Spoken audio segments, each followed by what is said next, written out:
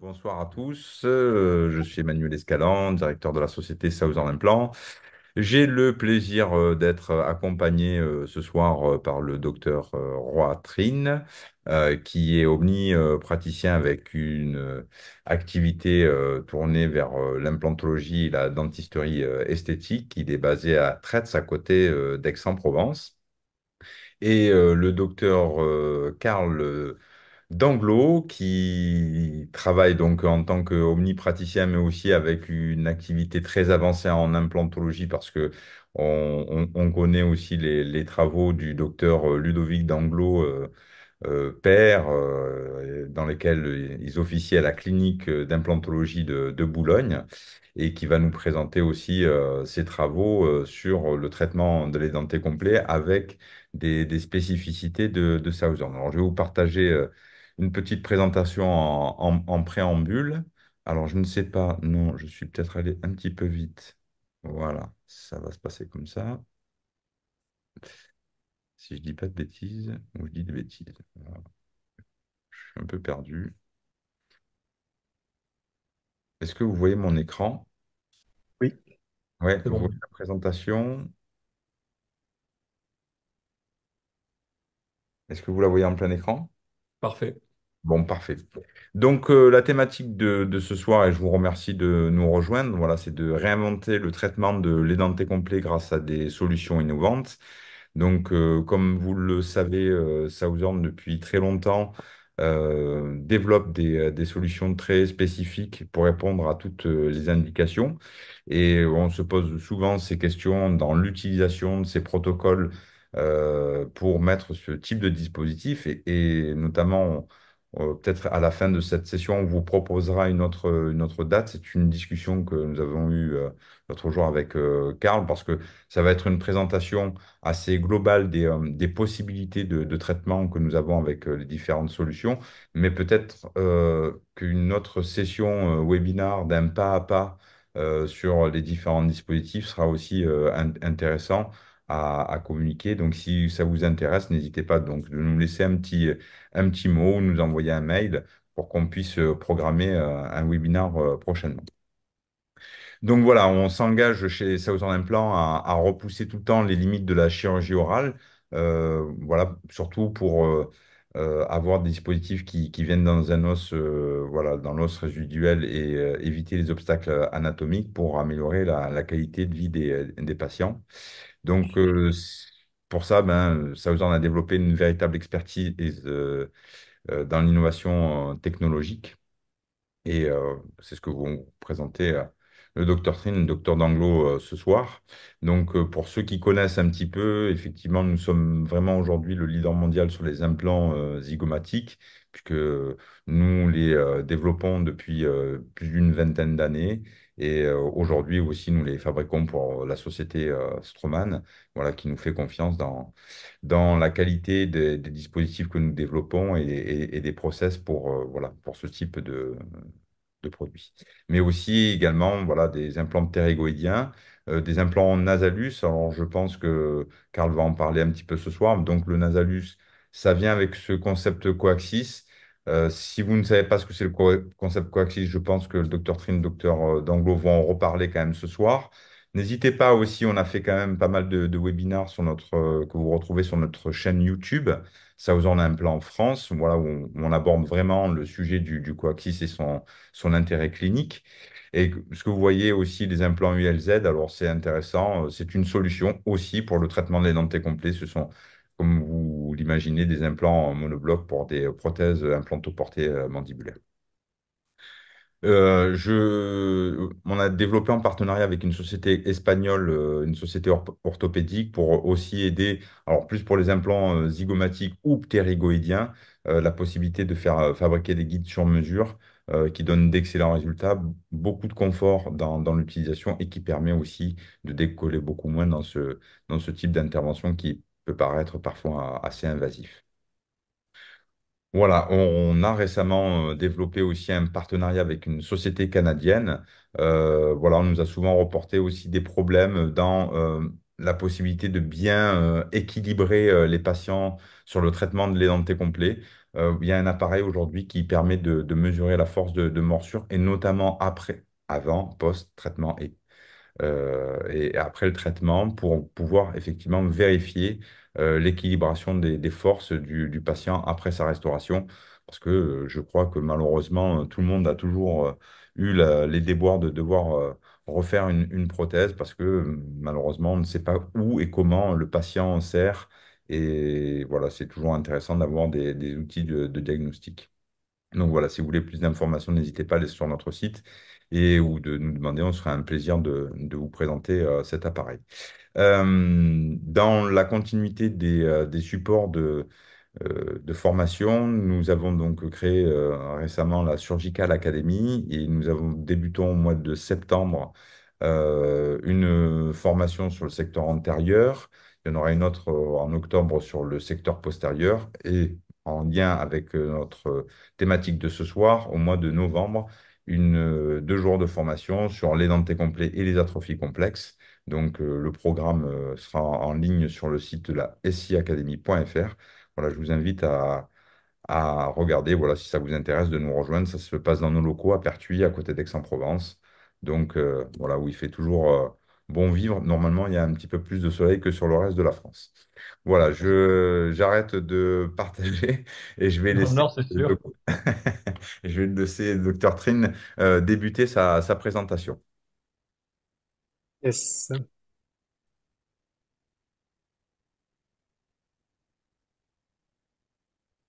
C'est bon? Tu vois C'est ma parfait, slide?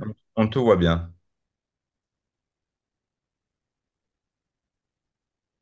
Impeccable. Donc, bonjour à tous. Donc, Manu m'a fait l'honneur de me faire participer à ce webinaire qui est bah, ma première expérience dans ce domaine. Pour partager avec vous, donc, du coup, mon expérience avec certains implants et pour vous parler de ce que ces implants apportent dans ma pratique quotidienne et aussi dans le contexte de l'édentement complet. Donc, juste avant de commencer, je précise que tous les cas que je vais vous présenter sont réalisés avec mon laboratoire avec lequel je travaille depuis très longtemps, depuis toujours en fait, le laboratoire HPGB situé à Chorges dans les Hautes-Alpes.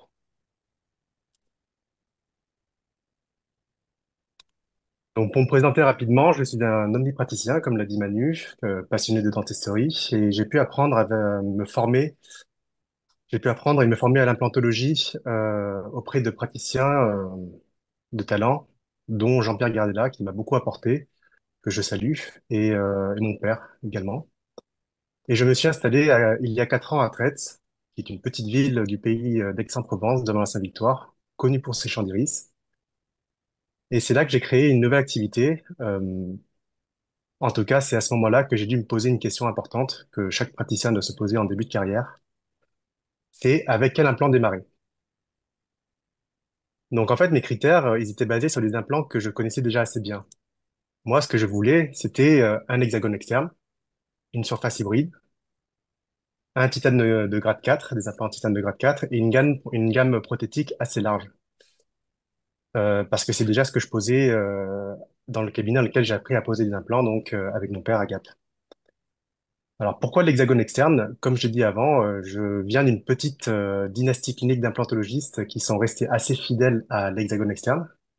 Jean-Pierre a posé beaucoup d'hexagones externes, et je crois qu'il en continue peut-être à en poser encore. C'est une connexion qui a fait largement ses preuves et qui permet de faire absolument toutes les prothèses que vous voulez, dans toutes les situations que vous pouvez rencontrer et avec n'importe quel labo. En tout cas, dans mes mains, c'est quelque chose qui fonctionne assez bien et je voulais rester du coup en terrain connu pour mon début d'activité. Surface hybride, donc là, je vous renvoie à la conférence de Philippe Kayat, excellente conférence qui parle des avantages de ces surfaces hybrides dans la prévention de la périimplantite. Titane commercialement pur, on va pas rentrer dans le débat. Et comme je l'ai dit avant, une gamme prothétique étendue, mais on le trouve souvent avec l'hexagone externe. Et c'est là que Manu, qui me connaît depuis que je suis jeune étudiant en dentaire, me parle de Southern Implant qu'il était sur le point de commercialiser en France. Et il me dit que Southern a l'implant idéal pour moi, un implant qui coche absolument toutes les cases. Donc ces 4 cases-là. Et en plus de ça, il me dit que cet implant-là, euh, enfin, en tout cas, Southern plutôt a permis à continuer à développer l'hexagone externe et à apporter quelques évolutions, notamment, et des innovations. Donc, quelles évolutions et innovations? Ben, c'est assez simple. Vous les connaissez sûrement déjà. Pour l'hexagone externe, vous avez un design qui est amélioré parce qu'en fait, la forme la plus classique de l'hexagone externe, c'est une forme cylindrique. Et Southern a développé une forme conique, donc avec des spires un peu plus agressives, qui permet d'avoir une meilleure stabilité primaire. L'implant coaxis, qui permet une correction de l'axe au niveau de l'implant, avec une meilleure répartition des contraintes. Et l'implant max, permet une stabilité primaire optimale, surtout dans les cas d'extraction d'implantation en secteur molaire. Donc moi, je vais commencer par vous présenter des cas cliniques qui illustrent mon utilisation des implants Southern dans l'édentement complet. Donc, je vais commencer par l'édentement d'un seul maxillaire, l'édentement complet unimaxillaire, avec le cas de Michel déjà, qui se présente avec une parodontite terminale, avec qui j'ai pu tester l'excellente stabilité primaire des implants coniques. Jusqu'à présent, j'avais posé que des implants cylindriques. Et c'était dans le cas d'une extraction d'implantation immédiate, avec mise en charge immédiate, que j'ai pu tester du coup ces implants coniques.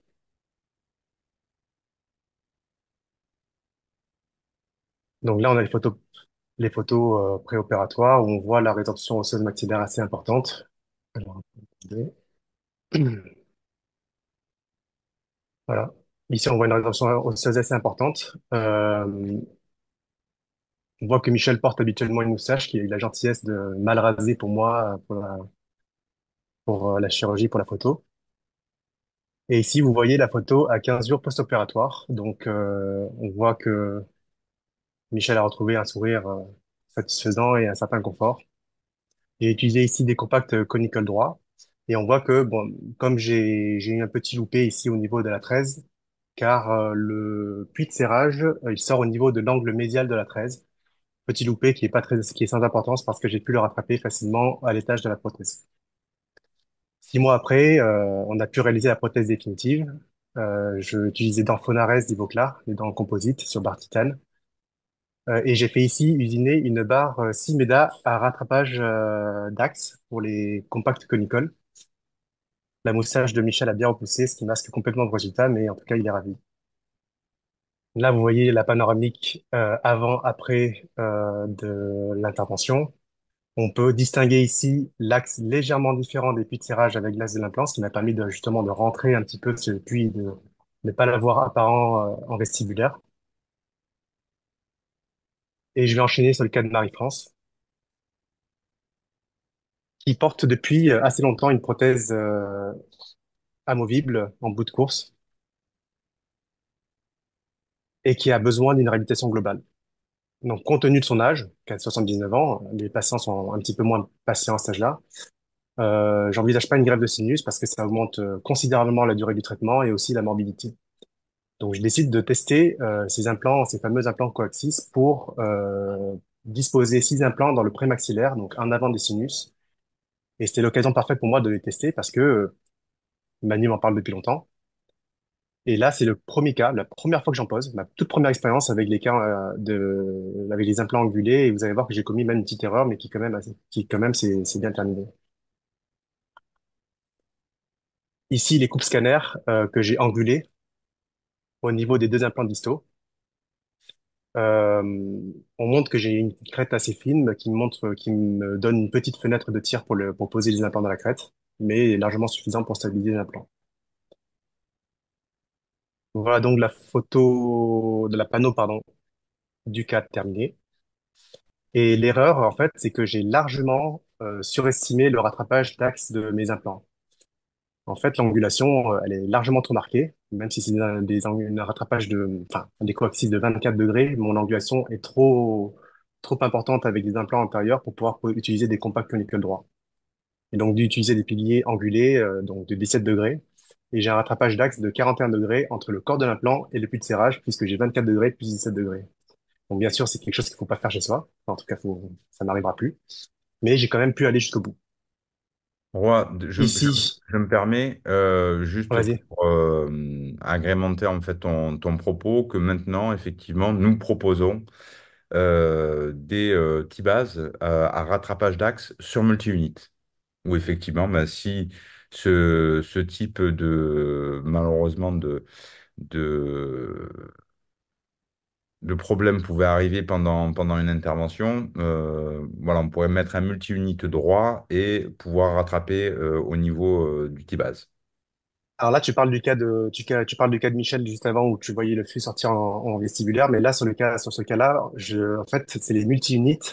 Avec des multi-units, quand tu poses plusieurs multi-units, tu peux avoir une divergence d'axe de, je crois, à peu près 40 degrés, si je ne me trompe Mhm, pas. mhm. Et là, avec des multi-units droits entre les six implants, si je posais des multi-units droits, ou les compas conical droits, je ne pouvais pas insérer une prothèse.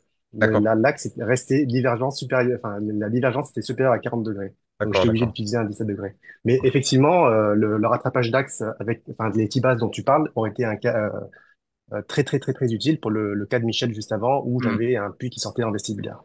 Ok, merci. Donc aujourd'hui, ça c'est la prothèse avec des dents Fonares, donc des dents en composite, Ivoclar. La prothèse a aujourd'hui 3 ans. J'ai pu revoir la patiente en contrôle. La patiente est absolument ravie. Donc ça s'est quand même assez bien terminé. J'ai plus tout fait, refait la même erreur. J'ai eu un cas similaire où j'ai décidé de poser dans le prémaxillaire. J'ai plus fait la même erreur. Je suis avec le cas du coup de Patrice, le nouveau cas, où on voit que l'angulation au niveau de mes implants va être un petit peu plus douce. Donc là, j'ai pu poser des implants droits et être parfaitement parallèle. Ici, les photos préopératoires qui montrent la migration des dents, la parodontite qui va être assez avancée. Un sourire qui apparaît assez disgracieux parce que on a vraiment une migration dans tous les sens, des dents avec des restaurations largement inesthétiques.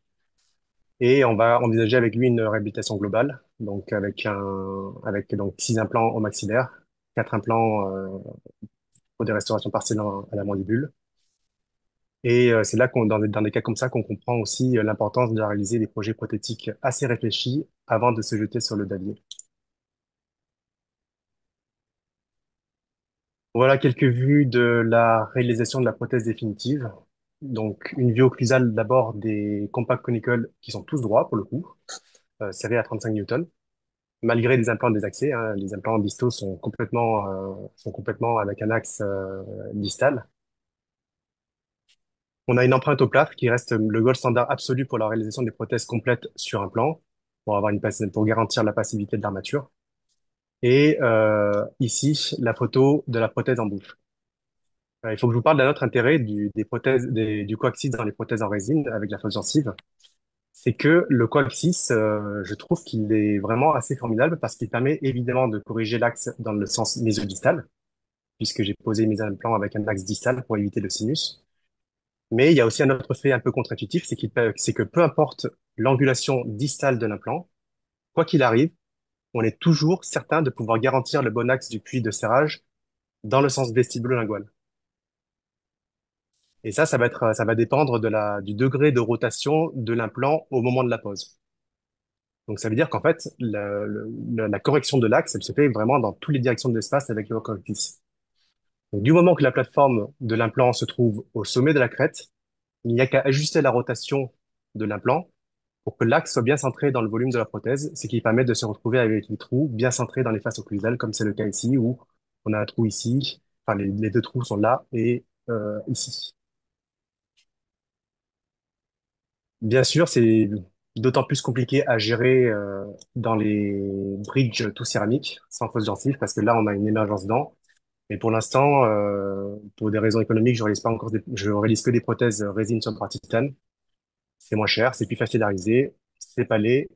La résine composite ont une meilleure tolérance occlusale et pour mon début d'activité, mon début de carrière, ça me suffit.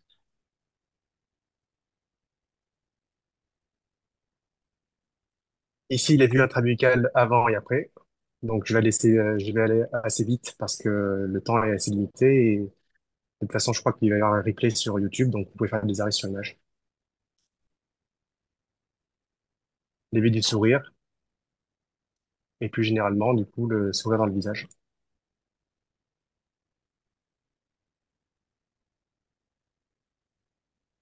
Donc, le cas de Monique, qui me permet de vous montrer un autre intérêt du coccyx, qui est aussi non seulement d'éviter, bien sûr, le sinus, mais aussi d'éviter l'autre obstacle anatomique qu'on rencontre à la mandibule, qui est le traumentonie. Donc, dans une configuration en Holland-Fort à la Paolo Malo, avec des implants distaux avec une angulation distale, justement, euh, les implants coccyx nous permettent, du coup, d'utiliser les piliers droits. Donc, Monique a une forte résorption osseuse. En postérieur, elle a plus du tout de gencive kératinisée, un peu moins d'os, donc du coup, je décide de faire cette pose d'implant en avant des trous mentonniers. On a réalisé une extraction implantation, mise en charge immédiate,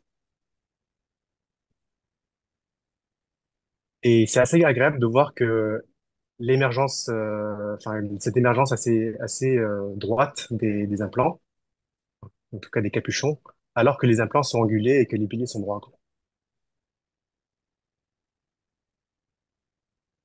Ici, le résultat post-opératoire. Donc, sur la panoramique, on voit l'angulation qui évite justement les trous mentonniers.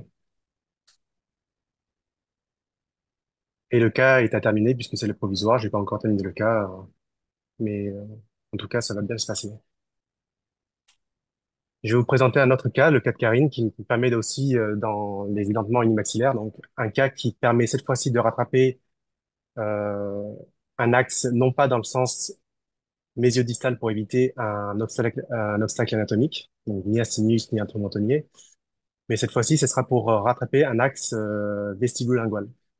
Donc, dans le cas de Karine, on a un cas assez complexe parce que d'un point de vue esthétique, on a une agénésie des latérales, une prothèse amovible assez inesthétique, assez inconfortable aussi. Tout ce qui constitue un bon casse-tête pour réaliser, enfin, pour la réhabiliter esthétiquement si on devait conserver les dents. Heureusement pour moi, l'alvéolyse terminale des ces dents résiduelles maxillaires me permet de les extraire sans remords et de partir sur une réhabilitation complète de l'arcade maxillaire. Là, on voit les coupes scanner au niveau des deux centrales et on voit très bien qu'au niveau de la 21, je peux réaliser, enfin poser les implants dans un axe droit sans aucune difficulté. Par contre, au niveau de la 21, j'ai une crête qui est beaucoup plus vestibulée et si je pose l'implant dans l'axe de la crête, ben, je sors complètement en fait. Je sors complètement, j'aurai un trou de vis complètement sur la face vestibulaire. Je serai obligé d'utiliser un pilier angulé. Donc, j'ai fait le choix de poser un coaxis à 24 degrés qui me permet de paralyser avec la 21. Pardon, avec la 11. Ici, la photo de la chirurgie, où on voit clairement donc du coup le porte-implant qui est dans l'axe du coaxis. Et ici, mon mandrin inséré dans la vis, donc du coup qui va refléter le l'axe des puits de serrage et qui est paralysé avec l'axe du puits de serrage de la 11 qui est parfaitement parallèle.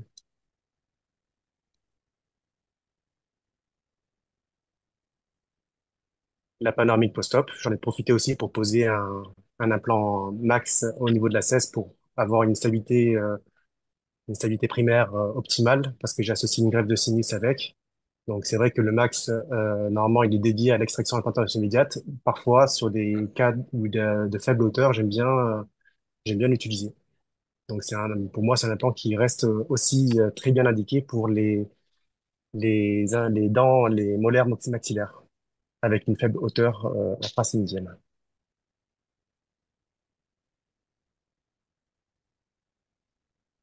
Ici, on a la photo le jour de la pose du provisoire à 48 heures post-opératoire. On voit qu'ici, en fait, en insérant, j'ai importé un petit peu de la gencive, donc on a une espèce d'aspect un peu disgracieux. Je m'en suis rendu compte qu'à la photo. Mais 10 jours après, heureusement, la gencive a repris sa place. Le cas reste à terminer, il y a encore beaucoup de choses à faire, mais c'est déjà bien parti. Maintenant, on va pouvoir parler des édentements bimaxillaires, des édentements complets bimaxillaires et comment les traiter avec des implants. Donc, pour moi, les cas bimax, il y a deux façons de les traiter. La première, c'est la combinaison avec un Holland Fort à la mandibule et une prothèse totale amovible en haut. La deuxième, c'est le Holon bimaxillaire, donc Holon 4 en bas, Holon 6 en haut, ou Holon 4 en haut si vous avez une affinité avec cette technique. Donc, on va d'abord détailler le Holon 4 en bas avec une prothèse totale amovible en haut avec le cas d'Olivier, 82 ans. Et en fait, on va parler de cette technique. Donc, pourquoi une prothèse totale amovible? Ben, en fait, les raisons, elles sont essentiellement financières. Les implants, c'est des solutions qui sont assez coûteuses. Réaliser une barre, c'est coûteux. Poser 4 implants, c'est coûteux. Et à choisir, si on devait poser des implants sur une arcade, il vaut mieux qu'ils soient en bas, parce qu'une prothèse totale amovible au maxillaire, avec une surface d'appui muqueuse représentée par le palais, elle pourra toujours être supportée par les patients.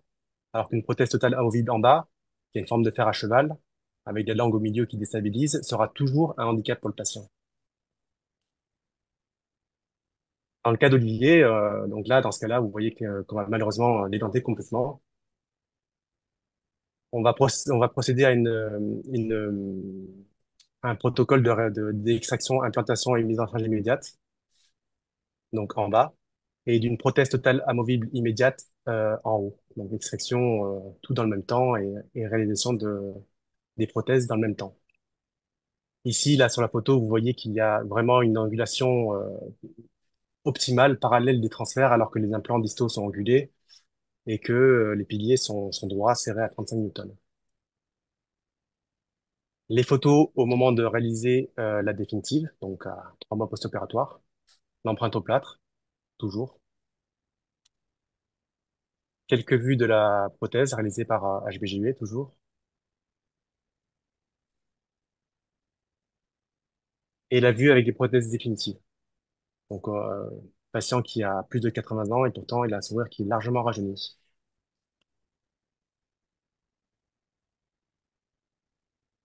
Les panoramiques, donc avant et post-opératoire. Et par rapport à cette technique du Holland mandibulaire de la prothèse totale amovible maxillaire, je vais vous donner le secret du succès. En fait, il y a deux critères de réussite pour cette solution qui va pouvoir être très satisfaisante et du coup à moindre coût. La première, c'est l'angulation du plan d'occlusion, donc bien parallèle au plan du Camper, ce qui permet en fait à chaque fois que le patient serre les dents de bien plaquer la prothèse totale amovible contre le palais, donc de contribuer grandement à la stabilité de la prothèse totale amovible. Et le deuxième, c'est l'inocclusion incisive, ce qui permet aux patients en déduction d'essentiellement avoir une occlusion bilatéralement équilibrée, ce qui va écraser en postérieur, donc stabiliser la prothèse et éviter justement ces forces de bascule en antérieur.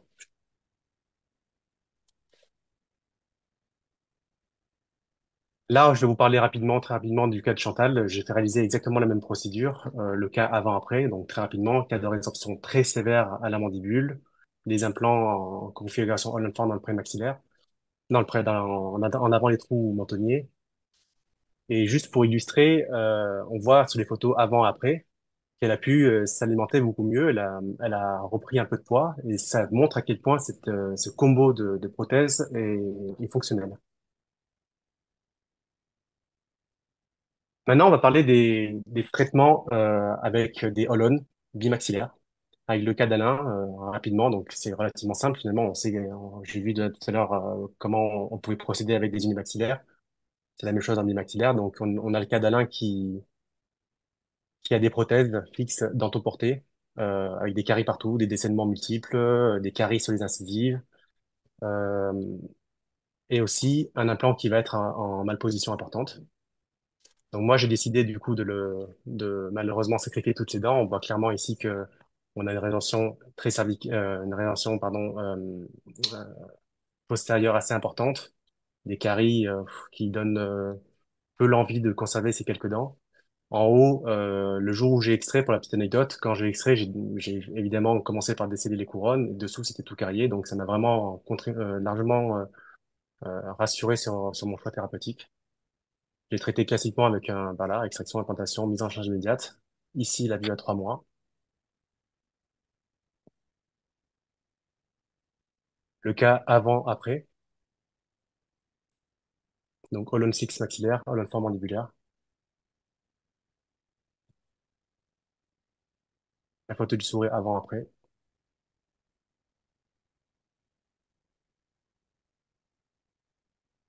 Et je n'ai pas la panoramique, ça doit être une erreur, je n'ai pas mis la panoramique pré et post-op. C'est pas grave. Je vais vous parler du coup du cas d'Evelyne, qui est un cas qui est assez spectaculaire.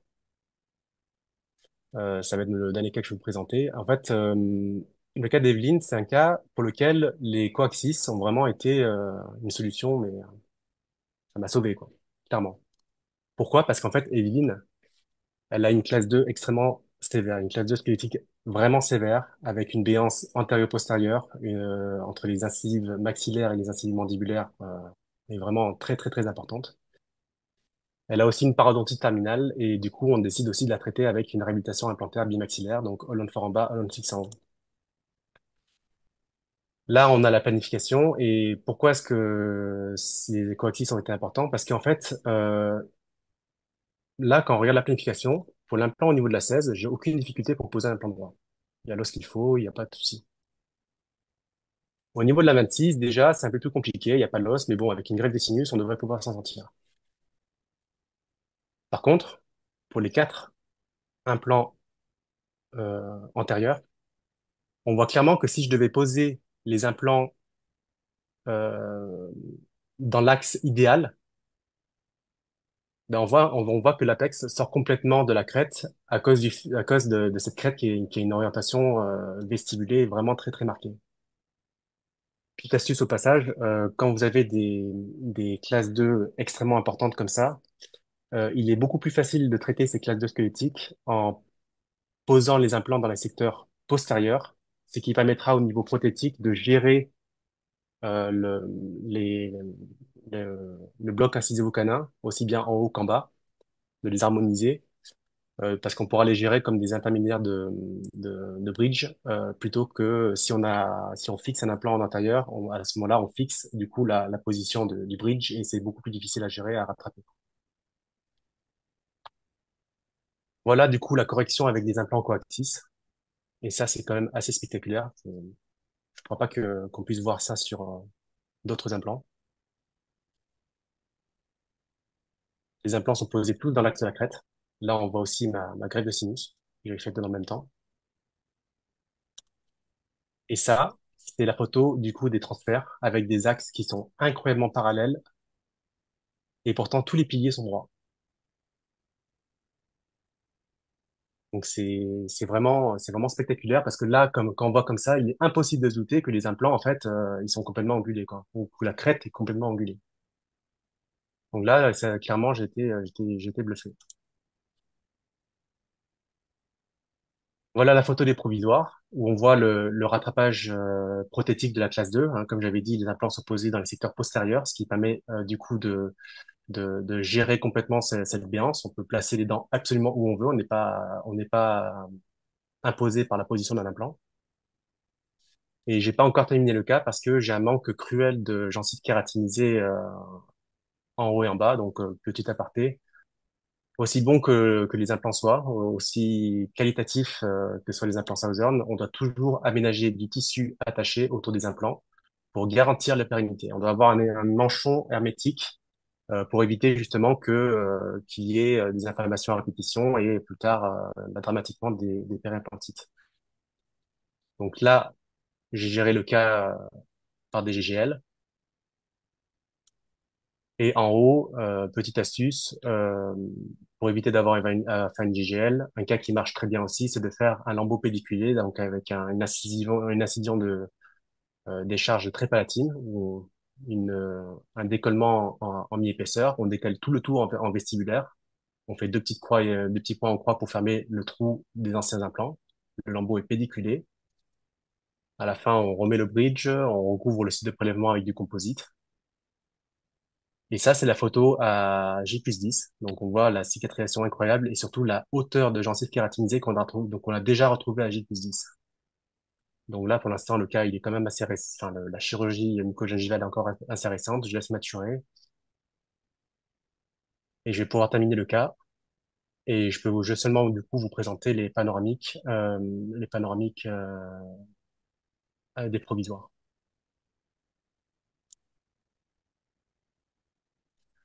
Voilà, ben, c'est tout ce que je voulais vous dire par rapport à ces implants. Merci beaucoup pour votre attention. Si vous avez des questions, n'hésitez pas et je laisse la parole à Karl. Merci, Croix. Justement, on aurait une question sur les matériaux d'empreinte. Donc, pour répondre à Annabelle, elle nous demande que pensez-vous de l'imprégum pour les empreintes implantaires? C'est une excellente question parce que j'adore l'imprégum aussi. En fait, dans les cas complets, j'ai pas de dents, le plâtre, c'est ce qu'il y a de mieux. Contrairement à ce qu'on pense, l'empreinte au plâtre, c'est une empreinte très facile à faire. C'est un petit peu long à prendre, mais il faut utiliser Snow White. C'est un peu long à prendre, mais ça marche. C'est ce qu'il y a de mieux. Ça nous affranchit de réaliser une clé en plâtre pour vérifier la passivité enfin, en tout cas ouais, la passivité pour valider le maître modèle. Mais dans les cas d'édentement intercalaire, j'utilise que l'impregum, ou alors récemment, je me suis mis à faire du numérique lorsque l'édentement intercalaire est pas trop, enfin quand les implants sont pas trop éloignés, parce que j'ai une tram scan que le, le, le, le champ est assez large et du coup, je ne vais pas rentrer dans le détail, mais on arrive à garantir quand même une certaine facilité. Mais l'impregum, c'est évidemment le matériau physique de choix pour les édentements intercalaires. Je suis un peu moins rassuré dans les édentements complets, je préfère le plâtre. Si jamais je le faisais avec de l'impregum, je serais obligé de valider avec une clé en plâtre, pour me rassurer en tout cas. Oui, bah, je suis totalement de ton avis, surtout que le plâtre, c'est pas tellement difficile, ça fait peur, mais c'est pas difficile à mettre en place C'est ça, et ça fait à peur, hein. utiliser. Surtout que une fois qu'on l'a utilisé, on est sûr du résultat. Et dans des cas comme des Holland 4 où les quatre implants doivent marcher et on doit en perdre aucun, on a besoin d'une passivité parfaite et il y a vraiment que le plâtre qui peut amener justement cette passivité à 100%. Ouais, je suis d'accord. Non, en fait, faut se lancer. Faut peut-être le voir une première fois. Il y a des astuces à faire. Moi, personnellement, parce que le saumon, ça prend vite. Ça peut être un peu surprenant. On peut utiliser de l'eau du frigo, l'eau froide ça augmente le temps de prise, ça augmente le temps de prise, le temps de travail. Mais non, c'est très simple. C'est très simple à utiliser. Je sais pas si Manu est Ah, s'il parti. y aurait d'autres questions avant de commencer à Oui, oui, je suis toujours passer. là. J'ai juste coupé mon micro et ma vidéo pour pas polluer trop l'écran.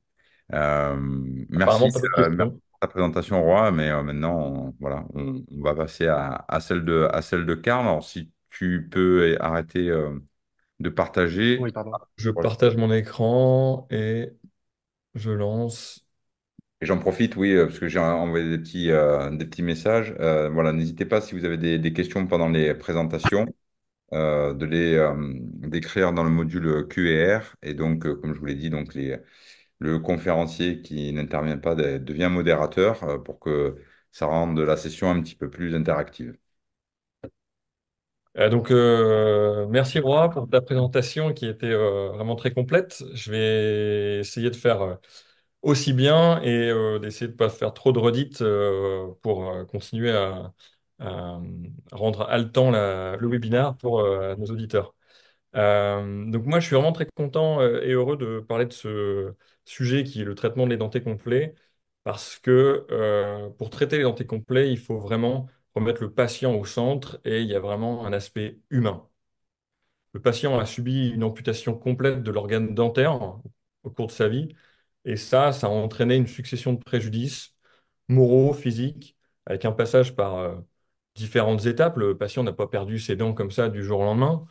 En effet, il a eu des dents qui ont été perdues suite à des, des, des casses, des caries, comme tu as pu en parler, des déchaussements avec parotite terminale, donc des infections au passage. Ça lui a causé des douleurs. Il a passé du temps avec des soins, il a été chez le dentiste, il a dépensé de l'argent au cours de sa vie et au final, il a toutes ses dents qui sont au tapis et nous, on a un rôle majeur à jouer là-dedans car ce patient, il a subi vraiment une souffrance. Donc, pour traiter ces patients, il faut vraiment repartir de l'histoire du patient pour en arriver à justement trouver la solution qui lui correspond. J'aime aussi parler de ce sujet ce soir avec vous parce que c'est des thérapeutiques qui sont techniques, très techniques. On doit repartir d'une feuille blanche et on doit amener des traitements qui sont sur mesure. Et ça, justement, on a un défi, nous, implantologues, pour réussir, justement, en repartant de cette feuille blanche, à redonner un sourire au patient et que ce sourire lui permette de remplir les fonctions non éducatrices et donc de permettre au patient d'oublier les souffrances qu'il a vécues au cours de sa vie. Et ça, je voudrais remercier Southern Implant France, car depuis que je pose leurs implants, j'arrive à remplir ce défi grâce à des techniques qu'ils ont développées, leurs innovations, et donc à répondre à la problématique humaine que le patient me présente quand il vient me voir au cabinet.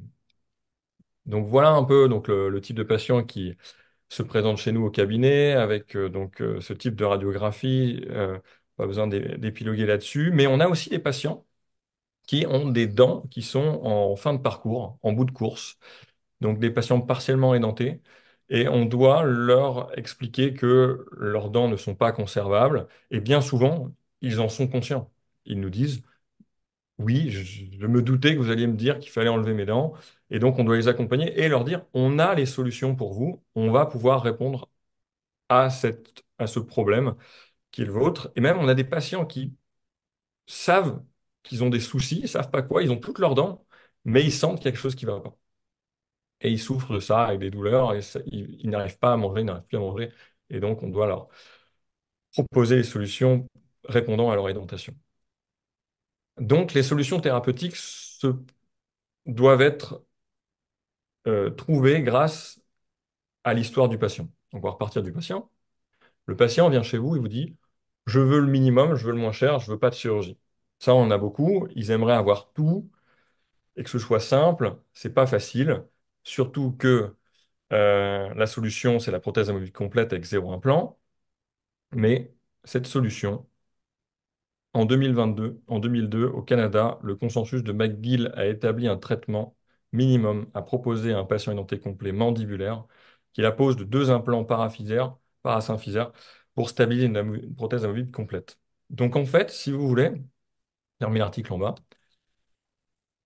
voilà ce que ça donne comme résultat, ces prothèses amovibles complètes mandibulaires. Là, il reste les deux canines, mais il n'y a pas de crochet, donc c'est le même principe. Finalement, on n'avait pas attendu 2022, et vous n'avez pas attendu 2022 pour vous apercevoir comme moi que une prothèse amovible mandibulaire complète ne permet pas aux patients de manger normalement. Donc, les solutions thérapeutiques sont en fait des solutions implantaires. Nous devrons proposer des implants aux patients. Combien, comment, où les poser? Et donc ça va être notre rôle. Et donc, il va falloir repartir du patient, on va orienter ce patient, et lui va donc peut-être aller plus loin dans sa demande et il va nous dire, je veux quelque chose de simple. Si on ne peut pas avoir quelque chose de non chirurgical et avec un traitement minimal, on va aller un peu plus loin, mais je voudrais quand même quelque chose de simple, comme un dentier, mais qui tienne.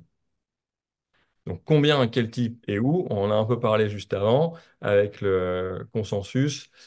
Donc c'est les deux boutons pression sur deux implants qui permettent de réaliser au patient une prothèse amovible complète supra-implantée. Southern s'est affilié à Rain 83.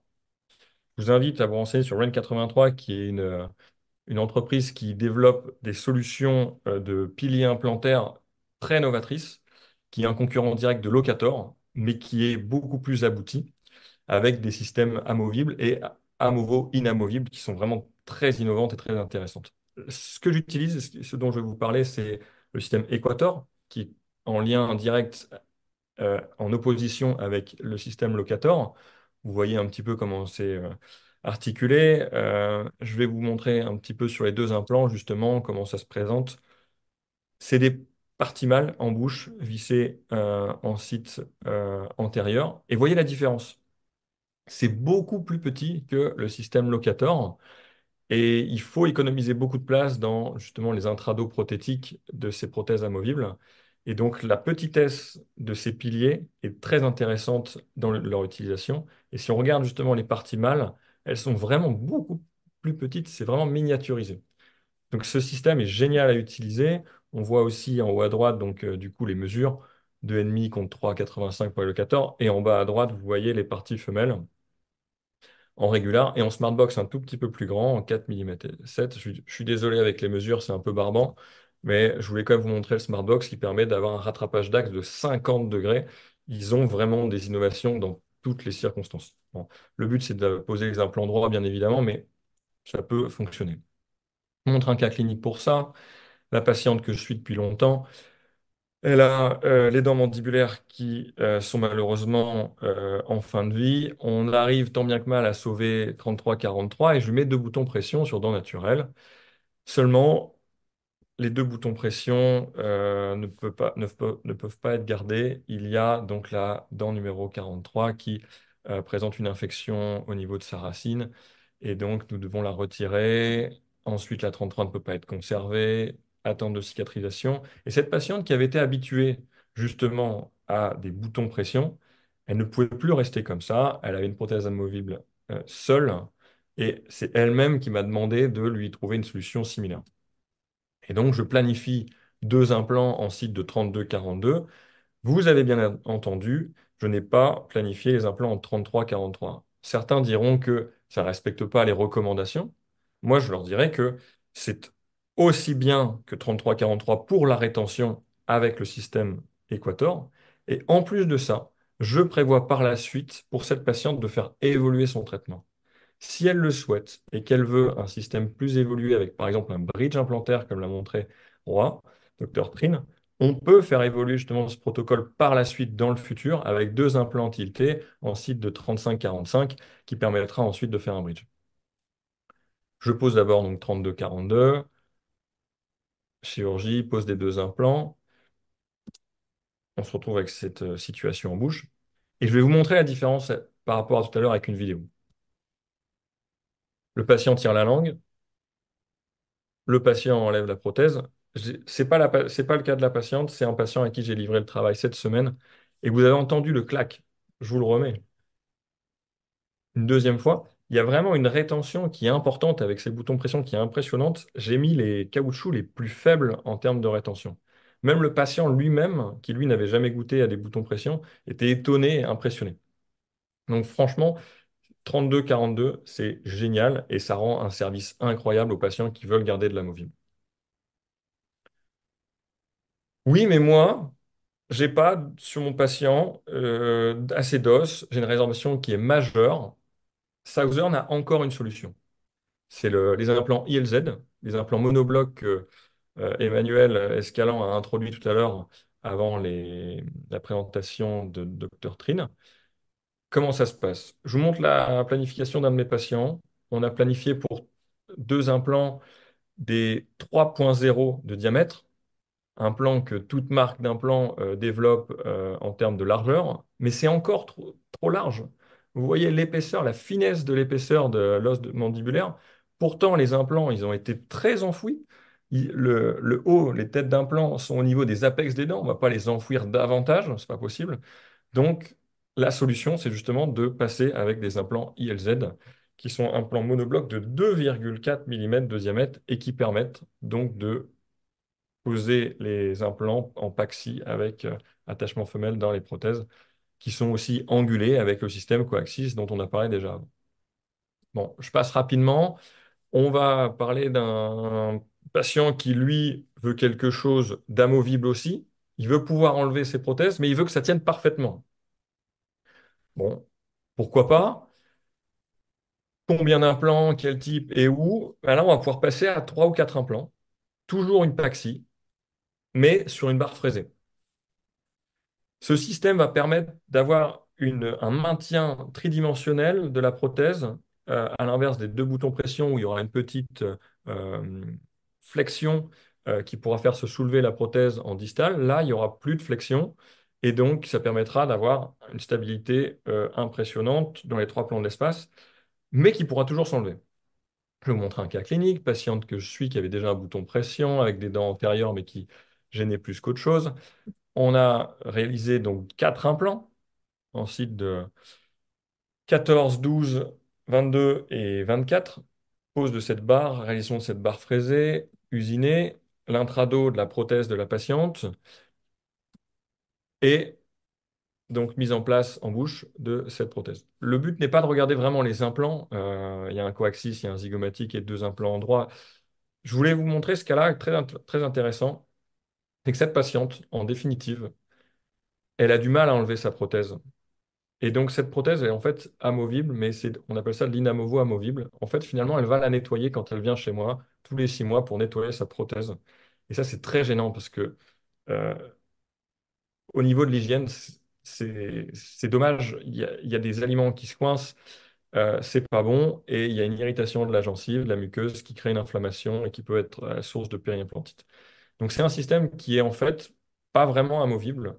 Et donc, quitte à mettre 4 implants, autant mettre 4 implants pour faire du All-on-4 et faire un bridge vissé sur un plan, plutôt que de faire de l'amovible qui pourrait être en fait aussi bien géré avec 2 boutons pression. Donc voilà pourquoi je voulais parler de ça. Et deuxième élément intéressant dans ce cas-là, vous avez peut-être pas vu, je vais revenir en arrière, mais les dents mandibulaires, elles ont été traitées. Et quand vous traitez un édenté complet, un patient édenté complet, vous traitez un patient. Je l'ai dit dès le début, on revient sur le patient pour le traiter. On revient de son histoire. Et on doit soigner toute une bouche. On ne soigne pas un implant, une dent, une arcade, on soigne toute une bouche. Et si je reviens en arrière, vous voyez que la mandibule, on a traité toute la mandibule en plus de mettre des implants maxillaires. Il faut que ce soit équilibré. Le docteur Trim, tout à l'heure, on a parlé. Si vous faites un traitement de compromis avec des implants en bas et une prothèse complète amovible au maxillaire, il y a des règles à respecter d'occlusion pour que ça puisse être équilibré en haut et en bas et que ça puisse être pérenne dans le temps. Et voilà le résultat. En plus de ça, je trouve ça très dommage de mettre 4 implants et d'avoir au final quand même une prothèse amovible. Donc là, on arrive à 4 implants et peut-être plus. On va passer au patient qui nous annonce, je veux à nouveau des dents, si possible rapidement et sans greffe. Alors celui-là, il est quand même culotté parce que il vient nous voir, il a des dents qui sont fichues et en plus, il veut que ce soit rapide et il veut qu'il n'y ait pas de greffe. Bah, en fait, il a raison, ce patient, parce que c'est possible. On peut lui proposer de lui enlever les dents, qui vont pas, qui sont en fin de vie, de lui mettre des implants le même jour, en même séance, une seule intervention, et de lui faire une empreinte et de lui durer le soir ou le lendemain. Et avec les implants Sauser en plus qui sont tiltés, etc., on va voir les cas cliniques de ne pas faire de greffe. Et ça, les patients, ils n'en veulent pas. Ce qu'ils veulent, c'est des dents. Donc, si on peut leur proposer sans greffe, c'est l'idéal. Donc, combien, quel type, où? Des bridges implantaires All-on-X. J'ai mis All-on-X parce que il y a quoi? Il y a 4, il y a 6, il y a 8, il y a 10, 12. On en met combien des implants en fait? On va regarder un peu ça. Donc, combien d'implants? On va regarder un cas. Souvent, on dit, plus il y a d'implants, moins c'est risqué, mieux c'est. Bon, voilà un cas que j'ai récupéré au cabinet, un patient qui vient se présenter avec 15 implants au maxillaire, 8 implants à la mandibule. Il y a même un implant au niveau de la 18, je ne sais pas à quoi il sert, mais bon. Et au final, est-ce que ça fonctionne? Bah non. Bon, le cas, il est assez ancien, ça, il a quand même vécu. Mais on voit qu'il n'y a pas eu forcément une équilibration occlusale et donc tout s'est cassé au fur et à mesure du temps. Du coup, le patient a commencé à bruxer et donc là, ça allait de mal en pire et il y a des périimplantites, rien ne va. On reprend le patient. Au maxillaire, on peut traiter. On va rééquilibrer avec une réhabilitation globale de la mandibule. Après nettoyage des implants maxillaires, on dépose les implants à la mandibule. On pose 6 implants, c'est suffisant. Et regardez au niveau de la radio, j'ai mis 4 implants, 6 implants. Au niveau des 2, des 4 et des 6, ça répartit équitablement les forces. Pour éviter les foramen mentonniers, on a tilté 2 implants avec donc du coup les fameux implants coaxis qui sont développés et qui sont beaucoup utilisés dans les cas d'extraction implantation immédiate, comme vous le voyez sur cette petite illustration, donc qui permet donc de poser l'implant dans l'axe majeur osseux, là où il y a le plus d'os, et en fait l'axe prothétique de la prothèse, de l'implant, donc que ce soit de l'unitaire ou du plural, eh bien, il va être dans le plein axe. Et comme l'a dit le docteur Trin tout à l'heure, en fait, finalement, après, c'est génial, on a tous nos piliers qui sont droits. Et moi, même le prothésiste, que ce soit de l'unitaire ou du plural, il sait même pas que j'ai mis des implants angulés. Je lui dis que j'ai mis des implants droits, il sait même pas. Et vous voyez, donc là, c'est un implant coaxis à 12 degrés, c'est ce qu'on a mis à la mandibule. Et après, il y a des 24, 36 et même 55 degrés sur les zygomatiques. Et voilà le cas final. Ça, c'est le lendemain. Je livre la prothèse le lendemain au patient. On voit, j'ai même fait des équilibrations occlusales. On voit, il y a un peu de bleu du papier d'occlusion et les fils.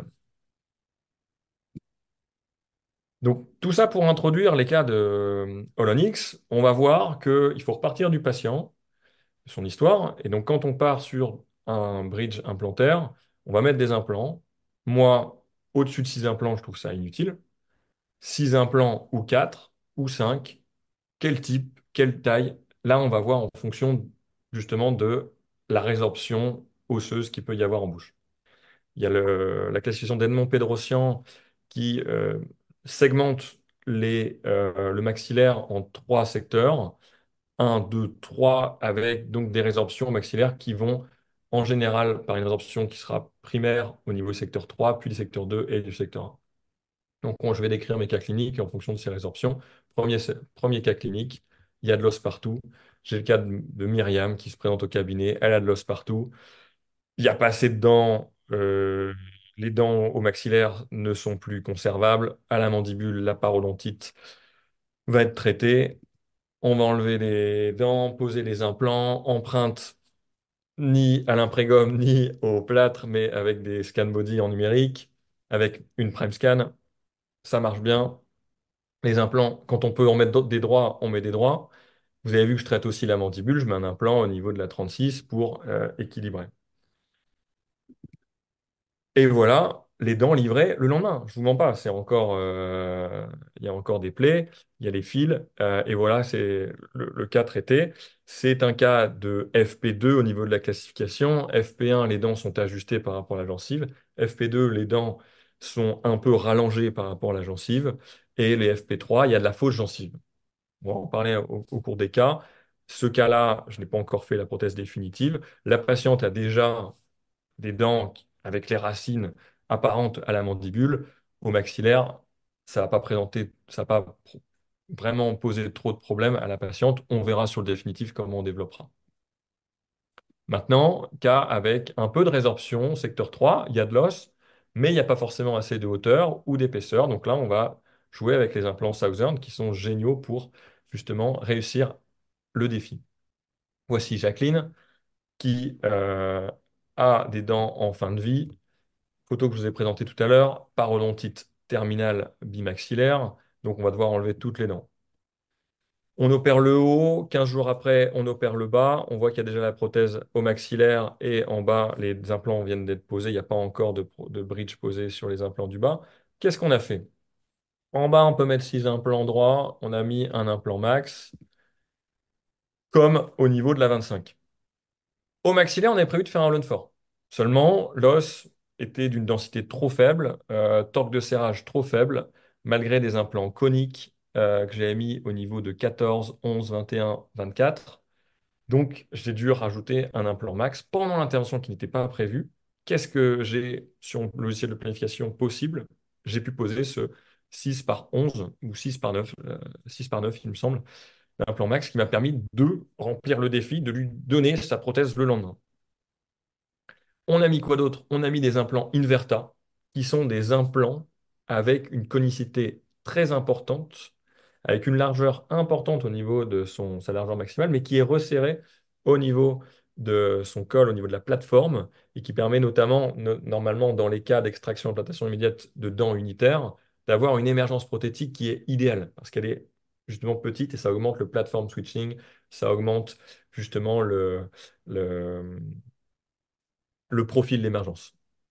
Qu'est-ce qu'on a mis d'autre? Ah, on a mis des implants coaxis, un plan coaxis à 24 degrés dont on a parlé juste avant, et qui permet donc ensuite d'utiliser un compact conical, donc un multi-unit abutment droit. Donc on a utilisé que des piliers droits ensuite pour réaliser la prothèse. Voici la prothèse immédiate livrée le lendemain. Pour la mandibule, le haut a été livré 15 jours avant. Et la prothèse définitive en FP3 à la mandibule, FP1, FP2 au maxillaire sur un bridge, donc là qui n'est pas en résine, qui est un bridge en zircone hybride YML, c'est un bridge katana qui permet d'avoir un aspect vraiment très appréciable, un rendu très naturel, surtout quand on voit le sourire de la patiente avant, quand on le compare avec le sourire après. Et on peut voir sur cette photo, c'est pour ça que je les ai mis côte à côte, je n'ai pas demandé à la patiente de faire une grimace avant. Je lui ai demandé de souffrir, de sourire, pardon. Mais justement, elle a dû comprendre souffrir. On voit que cette patiente, à cause de ses dents, on a l'impression vraiment qu'elle souffre. Et voyez le résultat à la livraison de ces dents définitives. On n'aurait pas la même personne. C'est impressionnant. Et moi, ce côté humain, j'adore traiter justement ces patients et ces cas parce que ils nous le rendent bien, ils sont contents à la fin. Là, cette fois-ci, il n'y a plus d'os au niveau des secteurs 3. Donc, voici le cas initial. Parodontite terminale bimaxillaire, on va poser les implants. Holon 6 à la mandibule, Holon 4 au maxillaire. Et on pose des implants tiltés à 24 degrés. J'ai fait un petit peu comme le docteur Trin, je l'ai un peu angulé beaucoup au niveau de l'implant 25. On est à moins de 40 degrés de divergence, donc ça va, on peut poser un implant, un pilier droit. Et au final, ça nous offre un résultat comme ça le lendemain. On est en FP1 et on a un résultat qui est génial. Je suis en train de faire la prothèse définitive. Donc je ne peux pas vous montrer le cas définitif. Je vous ai mis un autre cas qui est à peu près similaire, qui permet de voir le résultat définitif avec donc un Holland 4 au maxillaire, Holland 5 à la mandibule, puisqu'il y avait quand même une grosse infection au niveau du secteur de la 34. Donc j'ai mis que 5 implants à la mandibule. Et ça, c'est la prothèse provisoire avec fausse gencive. Les émergences avec le définitif, on voit qu'il y a la gencive attachée partout, très important, comme l'a dit le docteur Trim. Et voilà le résultat en bouche avec donc le bridge en zircone au maxillaire et en résine à la mandibule avec barre titane avec dents montées en résine dans Ivoclar. Il faut justement, si on rentre un peu dans le détail, si on met du zircone en haut, il faut mettre de la résine en bas. Sinon, ça va casser, c'est pas bon. Et les patients, ils vont même faire du bruit quand ils vont mâcher, quand ils vont mordre. Ils récupèrent en plus beaucoup de force de serrage quand ils ont que des implants en haut et en bas. Et donc, c'est pas possible de leur des cases. Donc, il faut au moins quelque chose qui fasse un peu tampon avec de la résine à la mandibule. Et voilà le résultat, le sourire en bouche. Quand il n'y a pas d'os dans les secteurs 3, secteur 2, et qu'il y en a en secteur 1, on va encore demander à Sauser une solution. Voici le patient, Jean, avec les dents qui sont complètement abrasées, les dents manquantes. Voici la radiographie. On va enlever toutes les dents au maxillaire. Les dents 32, 42 et 36 doivent être extraites. Je le répète, on traite le haut et le bas. Donc on prévoit de mettre des implants au niveau de 32, 42, 36, 46 et des implants au maxillaire. Secteur 1, pas de souci. Il y a de l'os euh, dans les trois segments 1, 2, 3, donc on met des implants droits. Par contre, le secteur 2, je ne peux pas mettre d'implant au niveau de la 24, je ne peux pas mettre d'implant au niveau de la 25, il y a une énorme lésion. Et au niveau de la 26, il y a un sinus, je n'ai pas envie de faire une greffe osseuse. Le patient, il a 80 ans passés, je lui ai proposé une solution rapide, il n'a pas de temps à perdre, il n'a pas envie d'avoir des greffes. Je lui propose un implant coaxis 24 degrés qu'on appelle donc un plan nasalus, parce qu'il va aller se loger au niveau près des fosses nasales. Il va en fait, cet implant, aller transfixer le sinus de part en part au niveau de la crête osseuse en passant par la corticale, crestale, la corticale sinusienne au niveau de son plancher, et la corticale au niveau de la paroi antérieure du sinus, au niveau du processus frontal du maxillaire. C'est des implants en fait qui sont des implants coaxis à 24 degrés, sauf qu'ils vont au-delà de 15 mm de long. Ils vont de 18, 20, 22 et 24 mm. Et là, on voit sur la planification que j'ai planifié un 20 mm de long. Et il va venir se loger justement au niveau du processus frontal de l'os maxillaire. On voit la radiographie, implant posé. Et là, il n'y a pas de souci. Il n'y a que 5 implants, il n'y en a que 2 du côté gauche. Il n'y a pas de problème. Il y a une super stabilité primaire. Les émergences prothétiques au niveau qui rentre pile poil dans les faces occlusales de 16, 14, 12, 22 et 25. Malheureusement, ce patient n'a pas pu avoir de prothèse définitive. Il a eu quelques ennuis de santé, mais ça l'empêche pas de manger. Il est encore comme ça maintenant et ça lui a rendu un magnifique service. Et je finirai par un cas clinique avec une absence d'os, résorption maxillaire sévère avec absence d'os, donc secteur 3, 2 et 1. Et donc là, cette patiente n'a plus du tout d'os. sous les fosses nasales, sous les sinus, ni en hauteur, ni en épaisseur. On va traiter le haut, le bas. J'ai fait une petite animation pour voir justement l'épaisseur d'os sous sinus. Il y a quoi? Il y a 1 mm. Un os ensuite sous les fosses nasales de 2-3 mm avec 1 mm d'épaisseur. Il reste cette dent-là qui gêne plus qu'autre chose. Donc, ce cas-là va être géré avec des implants transzygomatiques. Voilà l'animation avec décalage jusqu'au secteur 1. Voilà pour visualiser donc sur le logiciel de planification. Voici le cas en cours. On a fait reconstruction osseuse à la mandibule pour poser les implants et secteurs édentés. On va réhabiliter les dents naturelles et poser nos implants avec un quad zygomatique. Voici le résultat en bouche pour voir la gencive kératinisée qui est toujours importante mais avec des zygomatiques, des émergences qui sont un peu plus palatines que sur des implants droits, des implants standards, mais qui est avec une émergence quand même acceptable. Émergence un peu plus palatine mais qui arrive quand même dans le couloir prothétique. Et le résultat, avec la prothèse définitive, avec les implants à la mandibule, les dents réhabilitées à la mandibule, et forcément ce bridge FP3 avec une fausse gencive importante cette fois-ci, due à la résorption sévère de l'os maxillaire, et le résultat avec la photo, la radiographie finale, avec le bridge en place et le sourire de la patiente. Donc voilà, je remercie Southern avec toutes leurs innovations. Malheureusement, avec un temps assez court, j'ai pas pu vous parler de tout, notamment de la réalisation de tout ça. Et avec Emmanuel Escalan, on se posait la question de potentiellement faire une présentation sur comment les faire. C'est All on 4, c'est All on 6, avec réalisation de guides, avec des empreintes à l'imprégum, comment les faire, avec du plâtre, avec du numérique, de confronter les deux solutions. Et donc, présenter le système de chirurgie guidée de Southern Implant en bas à droite, le Serial, qui, moi, m'accompagne dans tous mes cas, et de comparer les différents systèmes de chirurgie guidée pour ce type de cas. Petit message de notre professeur Pierre Brandmark qui disait que les patients ne doivent pas terminer leur vie avec leurs dents dans un verre d'eau. Et il avait bien raison. Merci à tous. Merci Karl. Merci pour Merci, bravo. présentation. Effectivement, on a toujours un temps limité parce qu'on essaie de se tenir sur 1 heure de présentation. Alors, bien sûr que peut-être on va avoir des demandes des participants pour en faire un autre, alors peut-être sur un sujet spécifique ou sur un protocole spécifique, sans non plus spoiler la formation qui a lieu au mois de novembre dans nos locaux sur le traitement de l'édenté complet, mais là qui sera sur 2 jours où on va aborder effectivement le traitement des dentés complets, mais aussi les atrophies complexes, où on va voir les différents types de dispositifs comme les zygos, les nasalus, les ptérygoïdiens, voilà, tous les dispositifs, tout l'arsenal possible pour traiter ce type de cas. Merci, messieurs, parce que vous avez été très pédagogiques. J'ai vraiment apprécié. Et Mais juste une question, il y a oui, juste bien une sûr. question Dis-moi. sur le chat. Il y a Tom qui demande, qui te remercie pour ta présentation, et qui te demande aussi quelle greffe tu as fait exactement à la mandibule dans le dernier cas que tu as présenté.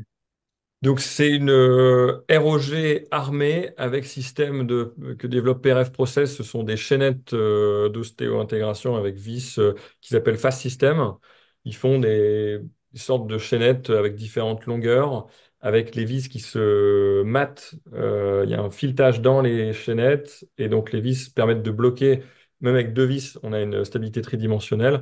Et ils en font même pour l'unitaire en forme de croix et pour la mandibule. Maintenant, ils ont développé avec des petites ailettes qui sont donc pliables pour épouser la forme de la crête avec notre greffon.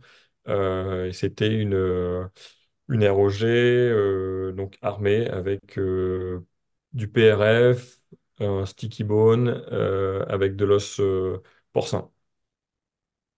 100% pour cent. 100% porcin.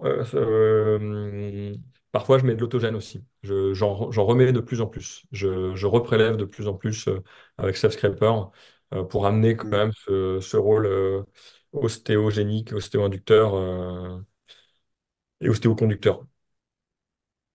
Et Tom te remercie pour ta réponse.